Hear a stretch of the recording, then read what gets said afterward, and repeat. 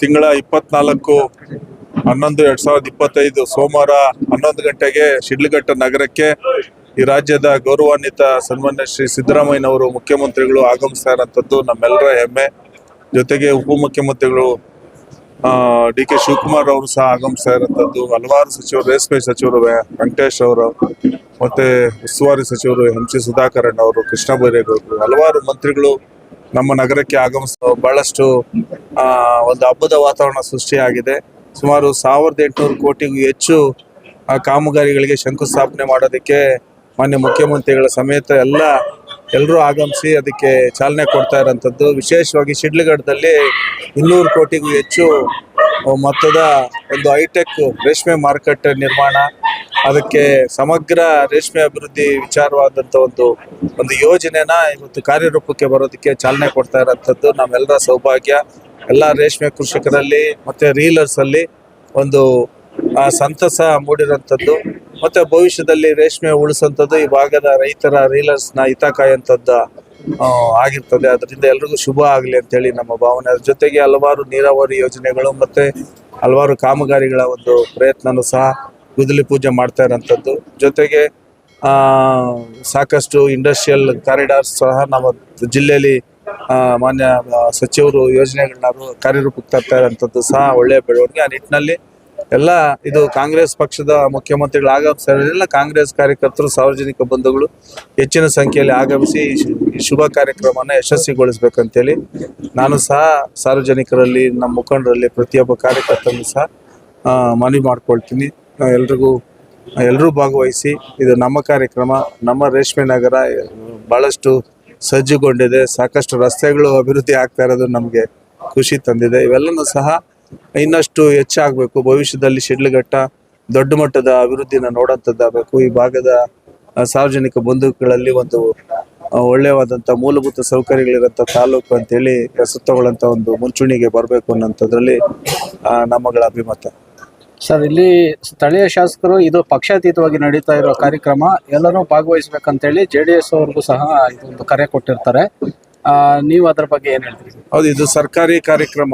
ಈಗ ರಾಜ್ಯದ ಮುಖ್ಯಮಂತ್ರಿಗಳು, ಕಾಂಗ್ರೆಸ್ ಪಕ್ಷದ ಮುಖ್ಯಮಂತ್ರಿಗಳು, ಸ್ಥಳೀಯವಾಗಿ JDS ಪಕ್ಷದ ಶಾಸಕರಿರುವಂಥದ್ದು. ಹಾಗಾಗಿ ಅವರ ಕಾರ್ಯಕರ್ತರಿಗೂ ಅವರು ಕರೆ ಕೊಟ್ಟಿರ್ತಾರೆ. ನಾವು ಕಾಂಗ್ರೆಸ್ ಪಕ್ಷದ ಮಂತ್ರಿಗಳು, ಮುಖ್ಯಮಂತ್ರಿಗಳು, ಉಪಮುಖ್ಯಮಂತ್ರಿಗಳು ಬರ್ತಾರೆ. ಎಲ್ಲ ಕಾಂಗ್ರೆಸ್ ಪಕ್ಷದ ಕಾರ್ಯಕರ್ತರು ಸಹ ಒಗ್ಗೂಡಿ ಈ ಕಾರ್ಯಕ್ರಮದಲ್ಲಿ ಭಾಗವಹಿಸ್ತಾ ಇರೋದ್ರಿಂದ ಇದು ಯಶಸ್ಸಾಗಲಿ ಅಂತೇಳಿ ಒಂದು ಭಾವನೆ. ಸರ್, ತಮ್ಮ ಕಡೆಯಿಂದ ಎಷ್ಟು ಜನ ಈ ಒಂದು ಕಾರ್ಯಕ್ರಮಕ್ಕೆ ಸೇರಲಿದೆ? ಸುಮಾರು ಒಂದು 15,000ಕ್ಕೂ ಹೆಚ್ಚು, ಒಂದು 20,000 ಜನವರೆಗೂ ಸಹ ನಾವು ಬರೋಂಥದ್ದು ಒಂದು ಗುರಿನ ನಮ್ಮ ಮಂತ್ರಿಗಳು ನಮಗೆ ಟಾಸ್ಕ್ ಕೊಟ್ಟಿರ್ತಾರೆ. ಅದರ ಪ್ರಯತ್ನವಾಗಿ ನಾವು ಸಹ ಪ್ರಯತ್ನ ಮಾಡ್ತಾ ಇದ್ದೀವಿ. ಪ್ರತಿಯೊಂದು ವಾರ್ಡಲ್ಲೂ ಸಹ ನಾಳೆಯಿಂದ ಹೋಗೋಂಥದ್ದು, ಪ್ರತಿಯೊಬ್ಬ ನಗರ ವ್ಯಾಪ್ತಿಯಲ್ಲಿರೋಂಥ ನಮ್ಮ ಮುಖಂಡರನ್ನ ಭೇಟಿ ಮಾಡೋಂಥದ್ದು, ಸಾರ್ವಜನಿಕರನ್ನ ಕಾರ್ಯಕ್ರಮಕ್ಕೆ ಆಮಂತ್ರಿಸುವಂಥದ್ದು ಮಾಡ್ತಾ ಇದ್ದೀವಿ. ಅದ್ರ ಜೊತೆಗೆ ಪ್ರತಿಯೊಂದು ಗ್ರಾಮ ಪಂಚಾಯತಿಗೂ ಸಹ ನಮ್ಮ ಮುಖಂಡರನ್ನ ಕರೆದು ಸಭೆ ಮಾಡಿ ಎಲ್ಲರೂ ಸಹ ಜವಾಬ್ದಾರಿ ತಗೊಂಡು ಜನನ ಕರ್ಕೊಂಬರುವಂಥದ್ದು, ಅವ್ರಿಗೆ ಬೇಕಾದಂಥ ವ್ಯವಸ್ಥೆಗಳನ್ನೆಲ್ಲ ಅವರು ಮಾಡಿಕೊಂಡು ಬಹಳ ಉತ್ಸುಕರಾಗಿ, ಆಸಕ್ತಿಯುತವಾಗಿ, ಲವಲವಿಕೆಯಿಂದ, ಖುಷಿಯಿಂದ ಒಂದು ದೊಡ್ಡ ಮಟ್ಟದ ಒಂದು ಸಮಾರಂಭನ ಯಶಸ್ವಿಗೊಳಿಸೋಣ ಅಂತೇಳಿ ಅವರಲ್ಲಿ ಇರೋಂಥ ಆಸಕ್ತಿ ನೋಡಿದ್ರೆ ನಮಗೆ ಸಂತೋಷ ಆಗ್ತದೆ. ಇದು ಯಶಸ್ಸಾಗ್ತದೆ ಅಂತೇಳಿ ನಮ್ಮ ಭಾವನೆ. ಜನನೂ ಸಹ ಬರ್ತಾರೆ ಅಂತೇಳಿ ನನ್ನ ಒಂದು ಧೈರ್ಯ. ಸರ್, ಕಳೆದ ವಿಧಾನಸಭಾ ಚುನಾವಣೆಯಲ್ಲಿ ಅದಕ್ಕಿಂತ ಮುಂಚಿತವಾಗಿ ತಾವು ಕಾಂಗ್ರೆಸ್ ಪಕ್ಷದಿಂದನೇ ಸಂಘಟನೆ ಮಾಡಿದ್ರಿ. ಆಮೇಲೆ ಈಗ ಕಾಂಗ್ರೆಸ್ ಪಕ್ಷದ ಅಭ್ಯರ್ಥಿಗಿಂತ ಹೆಚ್ಚಿನ ಮತ ತಗೊಂಡು ಈ ಕ್ಷೇತ್ರದಲ್ಲಿ ಜನಪ್ರಿಯ ನಾಯಕರಾಗಿ ಹೊರಹೊಮ್ಮಿದ್ದೀರಿ ಸರ್. ಈಗ ಪಕ್ಷದಲ್ಲೇ ಭಿನ್ನಮತ ಇದೆ. ಈ ಕಾರ್ಯಕ್ರಮದ ನಂತರ ಆದ್ರೂ ಪಕ್ಷ ಒಂದು ಮಾಡ್ಲಿಕ್ಕೆ ಏನಾದ್ರು ಮುಖ್ಯಮಂತ್ರಿ ಜೊತೆ ವಿಶೇಷವಾದಂತ ಸಭೆ ಏನಾದ್ರು ಇದೆಯಾ ಸರ್?